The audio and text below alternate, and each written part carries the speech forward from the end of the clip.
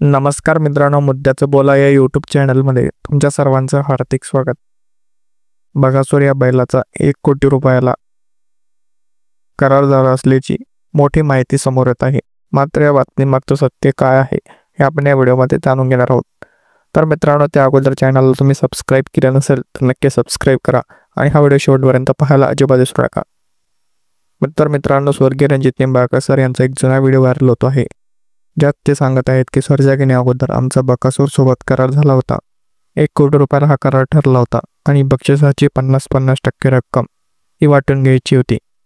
मात्र मामांसोबत काही वाद झाला की वायदे हे मामा म्हणत होते की आम्हाला पाहिजे, त्यामुळे हा करार रद्द झाल्याची माहिती त्यांनी दिली। याच्यापूर्वी सुद्धा बकासूरचा करार आम्हाला करायचा होता 5 वर्षाचा। 1 कोटी रुपये आम्ही करारासाठी त्यांना द्यायला तयार होतो। म्हणजे सर्जा घ्यायच्या अगोदर आमचा बकासूरशी करार चालला होता। मात्र विषय कुठं अडला की विषय आम्ही म्हणायचो बक्षीस 50% आणि मामा म्हणायचे वायदे आम्हाला पाहिजे। हिथंच फक्त विषय अडकला। म्हणजे हे सत्य जे काय आहे ते सत्य। मामांना सुद्धा याच्या म्हणजे असं की बाबा रणजित सर खोटं बोलते असं काहीच नाही। त्याच्यापूर्वी ते माळशिरसचे त्यांचे एक नियोजन करत होते, टेंगिल का काय नाव आहे मला आठवत नाही त्यांचं। तर ते माळशिरसचा एक व्यक्ती होता।